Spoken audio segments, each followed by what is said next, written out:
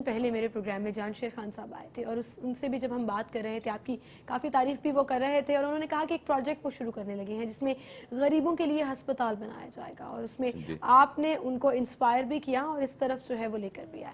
तो वो हॉस्पिटल के हवाले से अगर हम बात करें जी, जानशेर साहब के मुतालिक ये तो सारी दुनिया को पता है कि वर्ल्ड चैंपियन रहे। जी बिल्कुल, और चैंपियंस वो of Guinea champion. Book of world record है उनका, और अनबीटन रहे और इतने साल रहे।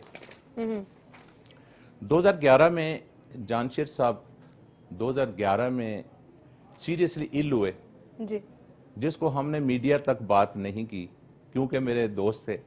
मैं भी किसी ज़माने में स्क्वाश खेलता रहा हूँ। मैं आर्मी नंबर 2 3 साल खेलूँ when I was in the army as a doctor. अच्छा।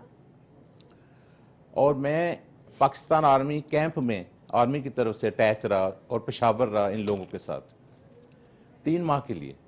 तो मेरा इन लोगों के साथ बहुत करीब मिलना जुलना हो गया, इनके घरों में आना जाना हो गया।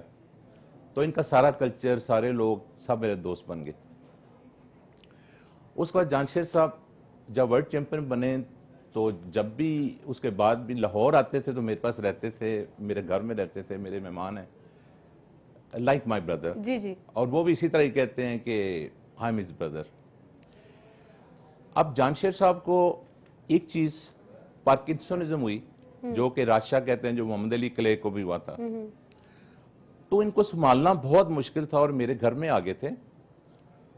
तो हमारी जो एफर्ट थी, हमने बगैर बताए, बगैर फॉरेन की मदद नहीं ली। हमारे पास कॉम्पिटेंट लोग हैं, न्यूरो फिजिशियन बड़े कॉम्पिटेंट हैं जी।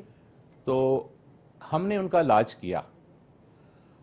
और आपने देखा होगा कि आज जब वो 2 दिन पहले इसी स्क्रीन पे बैठे थे, मे बी इसी टाइम बैठे थे, जी बिल्कुल, तो आप लोगों में किसी को जज नहीं हो सका कि he is not 100% right, but 99% he is okay. उनकी चाल से, उनकी गुफ्तगू से, और उसमें वही जज्बा, क्योंकि इज ए माइटी खान, उसमें भी एक डिटर्मिनेशन है। माइटी खान अपनी उसके ऊपर भी, और हमारी जो सजेशन थी, जी जो हमारे टेस्ट थे, जो उसकी फिजिकल फिटनेस के मुतालिक थे, और जो हमारी मेडिसिन जो हमारे हॉस्पिटल से दी गई, माशाल्लाह आज वो जानशेर दोबारा से, वो एक तरह से ऐसे लग रहा है कि उसमें दोबारा एक करंट है और वही जज्बा है। वो स्पोर्ट्समैन स्पिरिट जो है ना, वो बड़ी स्ट्रांग नजर आई है और वो हमेशा एक खिलाड़ी में रहती है। और आप खुद भी खिलाड़ी रहे हैं तो जाहिर है आपको भी इस चीज का आइडिया होगा और आपकी बदौलत वो आज माशाल्लाह से बिल्कुल हेल्दी हैं, जो बात आपने, मैं आपकी बात को थोड़ा सा कट करूं, सॉरी फॉर दैट, मैं उसको मुकम्मल कर लूं कि जब वो इस तकलीफ से गुजरा है तो उसको ये एहसास हुआ है कि बीमारी क्या चीज होती है। वो तो बीमार कभी हुआ ही नहीं था। तो जब उसको पता चला है कि बीमारी क्या है, तो अब उसके दिल में एक जज्बा पैदा हुआ है कि मैं एक हॉस्पिटल बनाऊं।